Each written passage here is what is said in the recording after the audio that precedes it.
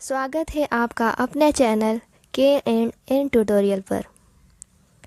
अगर आप भी झारखंड में टीचर बनने का सपना देख रहे हैं तो आपके लिए एक सुनहरा मौका आ चुका है, क्योंकि झारखंड में झारखंड टेट का नोटिफिकेशन निकल चुका है और फॉर्म फिलअप होना भी स्टार्ट हो चुका है। अगर आपने भी झारखंड टेट का फॉर्म भरा है और आप चाहते हैं कि फर्स्ट अटेम्प्ट में ही आपका झारखंड टेट क्वालिफाई हो जाए, तो उसके लिए आपको चाहिए एक बेहतर तैयारी, और वो बेहतर करा रहे हैं हम आपको हमारे इस चैनल सिर्फ और सिर्फ के एंड ट्यूटोरियल पर।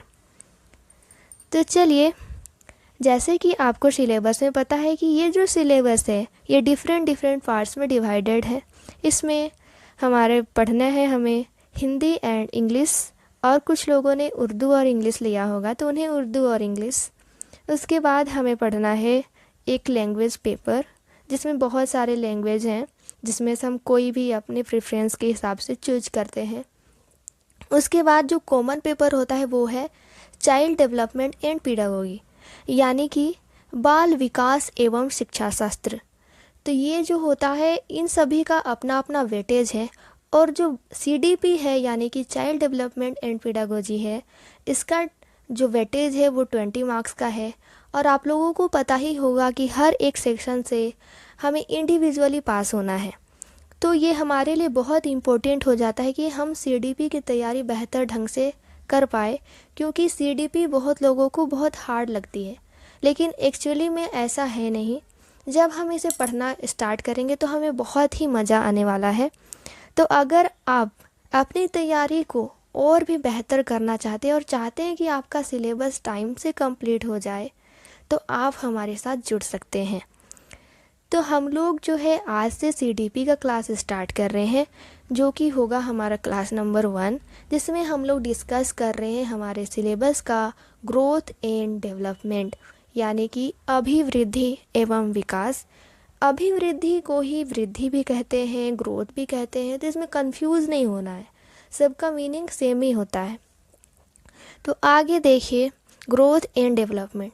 तो कोई भी जैसे चैप्टर स्टार्ट करते हैं तो सबसे पहले हमें ज़रूरी होता है कि आखिर वो चीज़ होता क्या है, उसके बारे में हम और अच्छे से जानें। तो जैसे ग्रोथ, क्या होता है ग्रोथ? तो ग्रोथ जो है वो कोशिकाओं की गुणात्मक वृद्धि, यानी कि जो सेल हैं हमारे अंदर, जो सेल हैं वो किस तरह से बढ़ रहे हैं, यानी कि सेल का बढ़ना, कोशिकाओं का बढ़ना क्या कहलाएगा? वो कहलाएगा ग्रोथ। इसी को इंग्लिश में लिखा हुआ है, qualitative cellular multiplication is known as growth, यानी कि हमारे शरीर में जो हमारे सेल्स का ग्रोथ हो रहा है, सेल्स का मल्टीप्लिकेशन हो रहा है, उसी को हम लोग क्या कहेंगे? उसको हम लोग कहेंगे ग्रोथ। तो जैसे कि ग्रोथ का सबसे अच्छा एग्जाम्पल होता है जैसे कि हमारे बालों का बढ़ना, ठीक है, ऊंचाई में वृद्धि, भार में वृद्धि, चौड़ाई में वृद्धि, ये सारी चीज़ें किसकी उदाहरण है? ग्रोथ की उदाहरण है। अब ये जो ग्रोथ होता है इसको हम लोग मेज़र कर सकते हैं। जैसे बाल बढ़ रहे हैं, कितने लंबे हुए हमारे बाल, हम मेज़र कर सकते हैं। हमारी हाइट बढ़ी, कितनी बढ़ी, मेज़र कर सकते हैं। हम लोगों का वेट बढ़ा, कितना बढ़ा, ये भी हम लोग एग्जैक्ट मेजर कर सकते हैं डिफरेंट इक्विपमेंट से। तो ये जो ग्रोथ होता है इसको हम लोग आसानी से मेजर कर सकते हैं। जैसे कि आप इसी पिक्चर में देख सकते हैं इस बच्चे को। इस बच्चे ने 1 मीटर स्केल के सामने खड़ा हुआ है और ये अपनी हाइट को मेज़र कर पा रहा है। तो ये अपनी हाइट को कैसे मेज़र कर पाएगा? एग्जैक्ट मेज़र कर पाएगा, सेंटीमीटर में मेज़र कर पाएगा, फीट में मेज़र कर पाएगा, मीटर में मेज़र कर पाएगा, पर मेज़र कर पाएगा वो भी एग्जैक्ट। तो ये क्वांटिटेटिव है नेचर में। तो हम लोग बोल सकते हैं कि growth is quantitative in nature, यानी कि जो ग्रोथ होता है, जो वृद्धि होती है, वो परिमाणात्मक होती है या मात्रात्मक होती है, यानी कि जिसको मेजर किया जा सके उसे हम लोग बोलते हैं परिमाणात्मक या मात्रात्मक। क्लियर है? अब आगे, जैसे इस बच्चे को भी देख लीजिए। ये बच्चे एक वैगिंग स्केल के ऊपर खड़ा है जिसमें ये अपना वेट का मेज़रमेंट कर रहा है। तो वेट का मेज़रमेंट भी वो कर सकता है आसानी से कि वो कितने केजी का है। तो ये जो होता है ये सारे के सारे एग्जाम्पल हमारे ग्रोथ के हो जाते हैं। नेक्स्ट हम देखेंगे डेवलपमेंट के बारे में। डेवलपमेंट क्या होता है? डेवलपमेंट, तो डेवलपमेंट जो होता है एक ऐसी प्रक्रिया है जो सतत चलती है, जिसमें गुणात्मक परिवर्तन, परिमाणात्मक परिवर्तन दोनों ही शामिल होते हैं। गुणात्मक कहने का मतलब उसने वृद्धि की, उसकी हाइट में वृद्धि हुई। कैसे वृद्धि हुई? सही है या गलत है? उसके एज के हिसाब से सही है या गलत है? या उसकी हाइट में वृद्धि नहीं हुई, कम हुई, तो कैसे हुई? कम हुई तो कितनी कम हुई? तो ये सारी चीज़ें जो होती हैं ये हमें डेवलपमेंट में ही पता चलती है। तो उसका सिर्फ और सिर्फ वो क्वांटिटेटिव मेज़रमेंट ही नहीं कर रहा है, बल्कि उसके साथ उसकी क्वालिटी का भी वो मेज़रमेंट कर रहा है कि वो बच्चे में ग्रोथ हुआ है तो वो अच्छा हुआ है या बुरा हुआ है।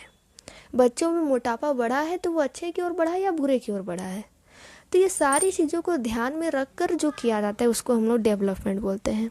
इसका एग्जाम्पल हम लोग ले सकते हैं कि बच्चा जब बच्चे का जन्म होता है तो जन्म से लेकर के उसके बड़े होने तक का प्रोसेस को हम लोग डेवलपमेंट कर सकते हैं, क्योंकि इस दौरान बच्चों में डिफरेंट चेंजेस आते हैं, डिफरेंट परिवर्तन आते हैं।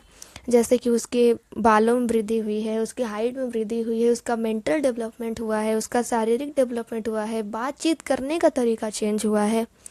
तो हर एक एस्पेक्ट में उसके चेंजेस आए हैं, तो उसको हम लोग डेवलपमेंट कह सकते हैं। इसी को हम लोगों ने इंग्लिश में लिखा है, देख लेते हैं इसे भी एक बार। तो development is a process where qualitative and quantitative effects both are changes. यानी कि जो भी हमारे अंदर गुणात्मक परिवर्तन आ रहे हैं या मात्रात्मक परिवर्तन आ रहे हैं, दोनों ही चेंज हो रहे हैं, तो उसको हम लोग क्या कहेंगे? डेवलपमेंट कहेंगे। अब यहाँ पर एक टर्म आता है जिसको बोलते हैं development is a continuous process, यानी कि विकास एक सतत चलने वाली प्रक्रिया है। तो कैसे है?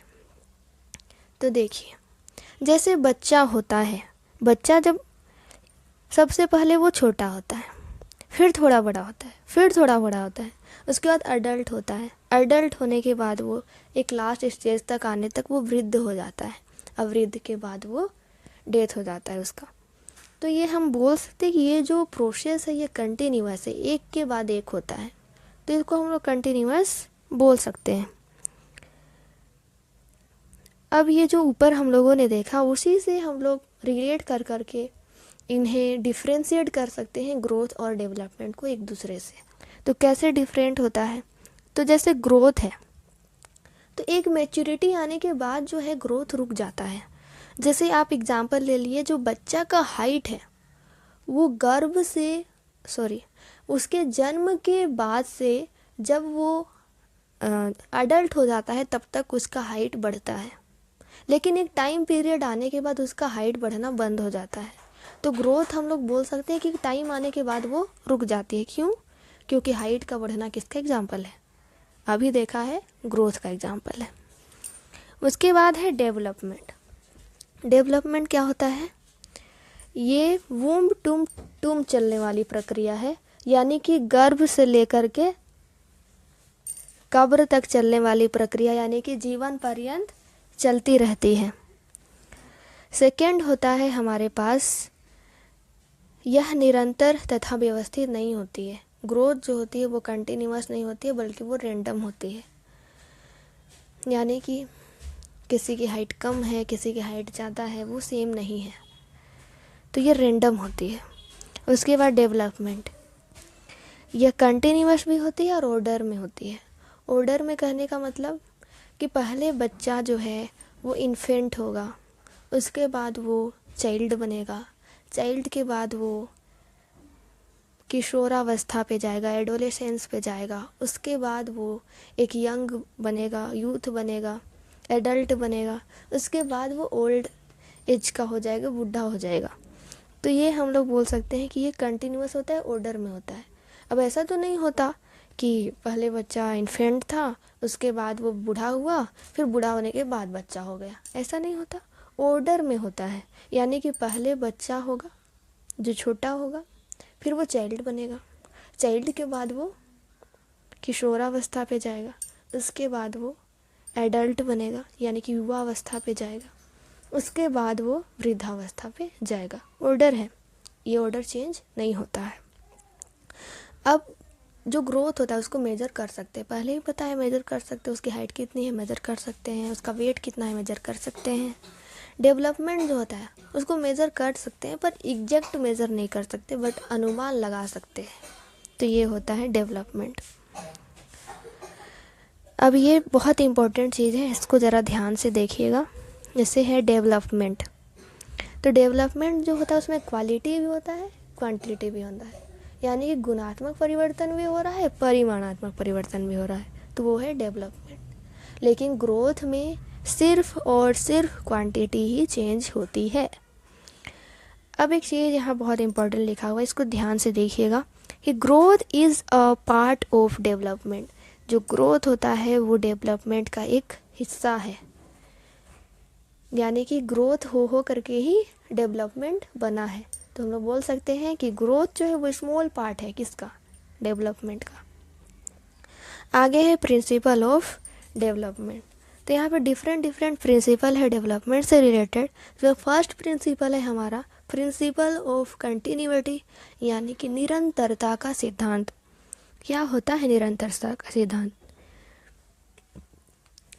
तो ये जो सिद्धांत है ये होता है कि बच्चा जो होता है उसका गर्भ से लेकर के मृत्यु तक जो चल रहा है वो प्रोसेस कहीं भी रुक नहीं रहा है, वो निरंतर चल ही रहा है, कहीं धीमा तो कहीं तेज, पर वो हो रहा है।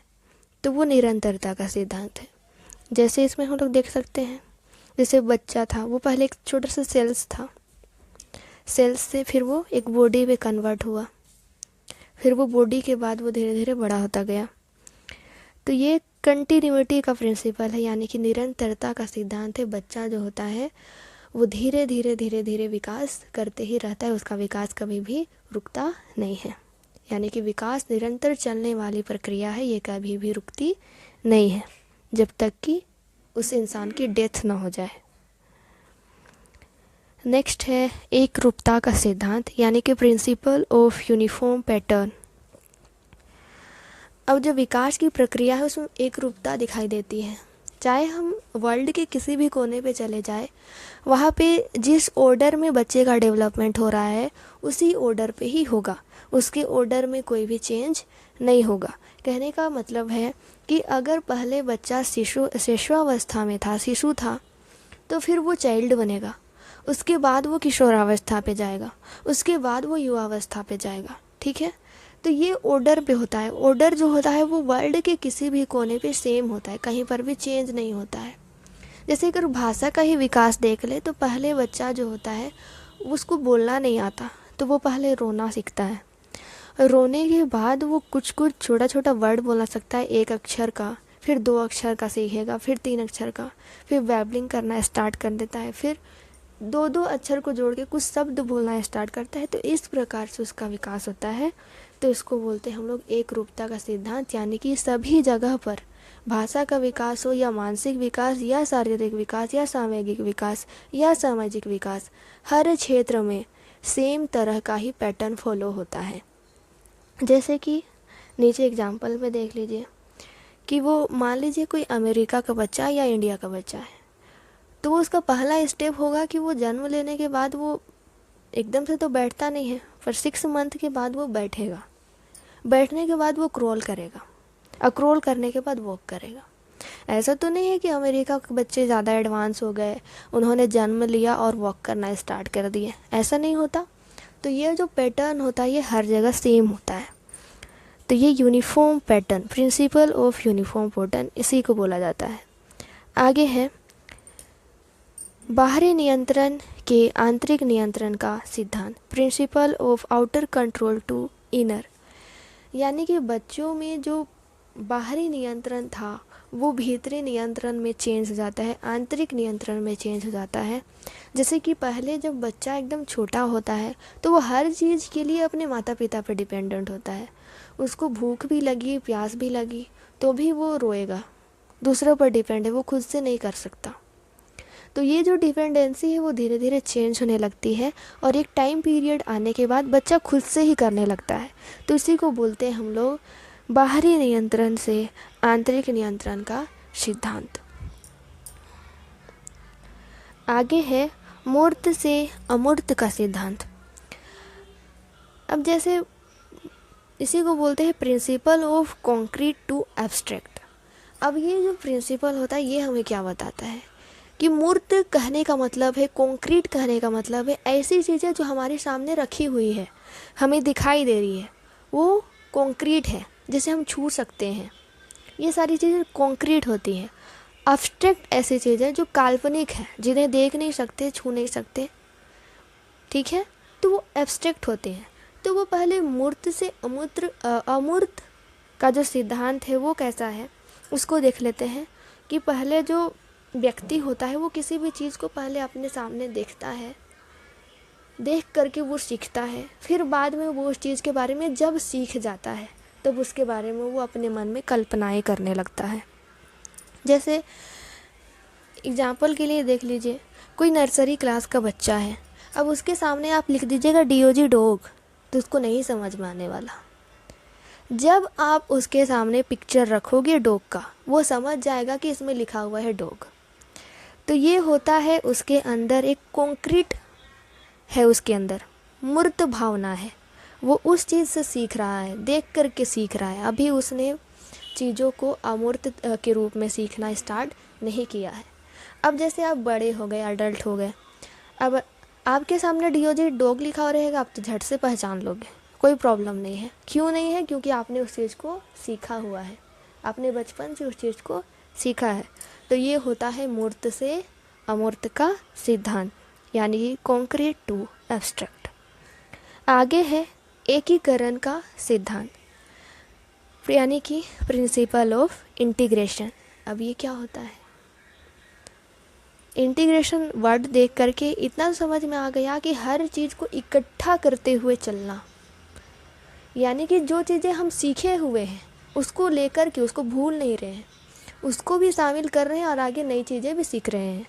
यानी कि जो पिछली बातें हैं उसको याद रखते हुए आगे की बातों को सीखना is the principle of integration. यानी कि पहले जो बच्चा होता है वो सबसे पहले जब वो नवजात होता है तो वो अपने सर को भी नहीं हिला पाता। कुछ दिनों के बाद उसे अपने सर को संतुलित करना आ जाता है, फिर धीरे धीरे वो उलटना पलटना सीख जाता है, फिर बैठना सीख जाता है। तो ऐसा नहीं है कि उसने पहले सिर को नियंत्रित करना सीखा था तो अब सिर को नियंत्रित करना भूल चुका है, ऐसा नहीं है, वो उसको अभी भी याद है। तो वो एक एक चीज़ को इंटीग्रेट करते जा रहा है, एक एक चीज़ को सीखते जा रहा है। तो ये होता है प्रिंसिपल ऑफ इंटीग्रेशन। आगे है सामान्य से विशिष्ट का सिद्धांत, यानी कि principle of development from general to specific, यानी कि सामान्य वस्तु से किसी विशिष्ट वस्तु तक जाना, ये इस सिद्धांत का मतलब है। यानी कि आपने पहले किसी बच्चे को बता दिया कि देखो भैया हमारे घर पे ये सारे डॉग हैं, उन डॉग का क्या नाम है? Spot, rover and Fido. अब ये जो स्पॉट, रोवर और फिडो हैं ये क्या है? डॉग्स हैं। फिर आपने उसको बताया कि सभी कुत्तों के पास, सभी डॉग्स के पास 4 पैर होते हैं। तो वो बच्चा जान चुका है कि सभी डॉग्स के पास 4 लेग्स होते हैं। तो इसका मतलब स्पॉट भी एक लेग है, स्पॉट भी एक डॉग है, रोवर भी एक डॉग है, फिडो भी एक डॉग है। तो इसका मतलब स्पॉट के पास भी 4 लेग है, रोवर के पास भी 4 लेग है एंड फिडो के पास भी 4 लेग होगा ही होगा। तो ये हो गया उसके स्पेसिफिक नॉलेज। जनरल नॉलेज कौन सा था कि spot, rover and Fido are dogs and dogs has 4 legs. That's clear. And now आगे विकास की भविष्यवाणी का सिद्धांत, यानी कि principle of predictability of development. अब जैसे बच्चे के हाव भाव, उसके नेचर, उसके पालने पोषने के तरीके, उसके रहने सहने के तरीके से कभी कभी हम लोग ये अनुमान लगा सकते हैं कि ये बच्चा आगे जा कर के क्या बनेगा। जैसे कभी कभी माता पिता देखते हैं किसी के बच्चे बहुत ही पढ़ने में तेज़ तर्रार होते हैं तो उनके मम्मी पापा उनको बोलते हैं कि ये मेरा नाम रोशन करेगा, यानी कुछ बनेगा ज़रूर, उन्होंने प्रेडिक्शन किया है ये। तो उसकी चीज़, उसके डेवलपमेंट को देखते हुए हम लोग प्रेडिक्शन कर सकते हैं। उसके बाद है विकास की दिशा का सिद्धांत, यानी कि principle of direction of development. अब बच्चों का जो विकास होता है वो किस किस दिशा में होता है? जो बच्चों का विकास होता है वो 2 दिशाओं में होता है। एक दिशा को हम लोग बोलते हैं सेफालोकोडल और दूसरी दिशा को बोलते हैं प्रॉक्सिमो डिस्टल। तो सेफालोकोडल क्या होता है? सेफालोकोडल का मतलब होता है यानी कि सर से लेकर के पैर तक का जो हमारा डेवलपमेंट हो रहा है वो सेफालोकोडल है। और हमारे अंदर से लेकर के बाहर की ओर यानी कि नियर टू फार, समीप से दूर की ओर, ये जो होता है ये प्रॉक्सिमो डिस्टल ट्रेंड होता है, प्रॉक्सिमो डिस्टल डेवलपमेंट होता है।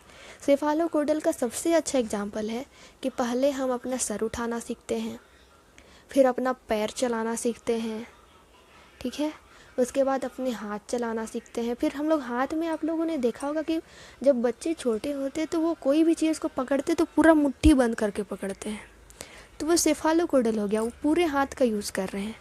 धीरे धीरे उसमें प्रॉक्सिमो डिस्टल चेंज आया, अब वो हाथों को पूरे हाथों से उठाने के बजाय अब अंगुली से उठा रहे हैं।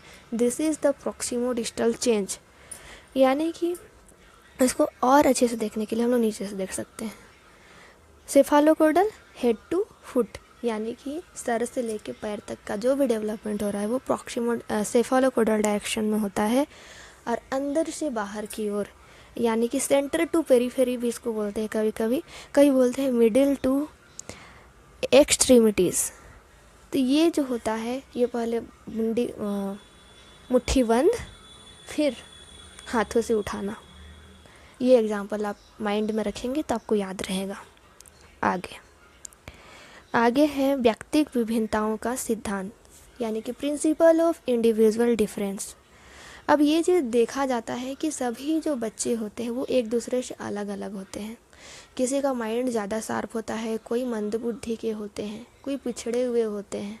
उस तरह से स्किन कलर में भी चेंज होता है उनके जीन्स के हिसाब से, उनके माता पिता जैसे होते हैं उसी हिसाब से उनके बच्चे होते हैं, और इन्वायरमेंट का भी बहुत ज़्यादा फ़र्क पड़ता है। तो जो बच्चे होते हैं उनमें इंडिविजुअल डिफरेंस तो होते ही हैं, कोई गोरा होता है, कोई काला होता है, कोई नाटा होता है। तो this is known as the principle of individual difference. जैसे इसमें देख सकते हैं आप, इस पिक्चर में आपको क्लियर लग रहा होगा सारी चीज़ें। आगे है वातावरण और वंशानुक्रम के परिणाम सिद्धांत, principle of product of heredity and environment. यानी कि वातावरण और जो हेरिडिटी है, जो आनुवंशिकता है हमारे शरीर में, हमारे माता पिता में, उसका हम पर किस प्रकार से प्रभाव पड़ा। तो ये दोनों का भी बहुत अहम प्रभाव पड़ता है। जैसे कि अगर माता पिता की बहुत सारी चीज़ें, जैसे अगर माता पिता दोनों ही नाटे नाटे हैं तो बच्चे भी नाटे होते हैं। उनके माता पिता दोनों ज़्यादा लंबे हैं तो उनके बच्चे भी लंबे होते हैं। तो ये वंशानुक्रम के परिणाम सिद्धांत होते हैं। उसी प्रकार से उनमें कुछ देखने लायक चेंजेस भी होते हैं, जैसे कि इस पिक्चर में ही आप देख सकते हैं, ये जो बीच में बच्चा है इसमें कुछ गुण अपने माता से आया है, कुछ गुण इसके पिता से आया है। जैसे इसके आइज़ देखिए तो इनके पिता जैसा, इनके हेयर देखिए तो इनके माता जैसा। और चूँकि इनके माता पिता दोनों हाइटेड है तो इसलिए बच्चा का भी हाइट उन्हीं के हिसाब से है। आगे संपूर्ण विकास का सिद्धांत, इसको प्रिंसिपल ऑफ ओवरऑल डेवलपमेंट या फिर प्रिंसिपल ऑफ टोटल डेवलपमेंट बोलते हैं। यानी कि संपूर्ण विकास का सिद्धांत कहने का तात्पर्य है कि बच्चे का शारीरिक, मानसिक, सामाजिक, संवेगात्मक हर पक्ष में उसका विकास होना संपूर्ण विकास का सिद्धांत कहलाता है। जैसे कि चाइल्ड डेवलपमेंट के 4 डोमेन्स होते हैं, इसमें देख सकते हैं आप। जैसे फिजिकल, ठीक है, उसका बॉडी का ग्रोथ, मसल्स का ग्रोथ, उनके सेंस ऑर्गन्स का ग्रोथ, ये सारी चीज़ें फिजिकल। सोशल में वो किस तरह से लोगों के साथ घुल मिल पाता है, कैसे रहता है, this is the social development. Emotional development, वो किस तरह से इमोशनल है, लोगों के दुखों को देख करके दुखी होता है या नहीं, लोगों को हंसता देखकर हंसता है या नहीं, ये सब इमोशनल डेवलपमेंट। कोग्निटिव डेवलपमेंट, कि बच्चा कैसे सीख रहा है, किस प्रकार से सीख पा रहा है, this is the cognitive development. उसके बाद है परिपक्वता व अधिगम का सिद्धांत। Principle of maturation and learning. तो बच्चा जो है जैसे जैसे उसका एज बढ़ते जाता है उसमें सीखने की एबिलिटी बढ़ती जाती है। जैसे वो छोटा बच्चा होता है तो उसको डायरेक्ट आप साइंस नहीं पढ़ा सकते हो, उनको शुरू में कुछ भाषाई ज्ञान दिए जाते हैं कि वो कुछ अक्षर लिख पाए। धीरे धीरे उनमें विकास होता है और धीरे धीरे लर्निंग कैपेसिटीज़ बढ़ती है, तब उनको बड़ी बड़ी चीज़ें हम सिखाना स्टार्ट करते हैं। तो ये होता है परिपक्वता व अधिगम का सिद्धांत। उसके बाद है बाल विकास से संबंधित एक अन्य महत्वपूर्ण सिद्धांत। तो ये जो होता है ये होता है पुनर्बलन सिद्धांत, यानी कि रीइंफोर्समेंट थ्योरी। रीइंफोर्समेंट थ्योरी में जो है इसमें क्या होता है कि बच्चे में 4 प्रकार के महत्वपूर्ण अवयव होते हैं। अंतर्नोद यानी कि अभिप्रेरणा, उद्दीपक, प्रत्युत्तर और पुनर्बलन। तो हम लोग इसमें डिस्कस कर रहे हैं अभी पुनर्बलन के बारे में। तो पुनर्बलन भी जो होता है बच्चे के ग्रोथ में, उसके डेवलपमेंट में बहुत हेल्प करता है।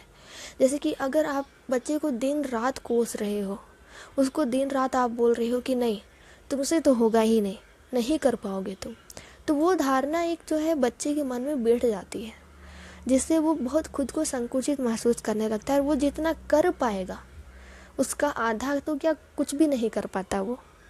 वही चीज़ अगर हम उस बच्चे को थोड़ा सा प्रोत्साहन दे दें, थोड़ा सा उसे बोल दे कि हाँ तुमसे हो जाएगा, कर लोगे, इट्स ओके, आज नहीं हुआ कल होगा, तो इस केस में बच्चे में थोड़ा सा प्रोत्साहन आता है, तो वो जो है जितना कर सकता है उतना कर पाता है।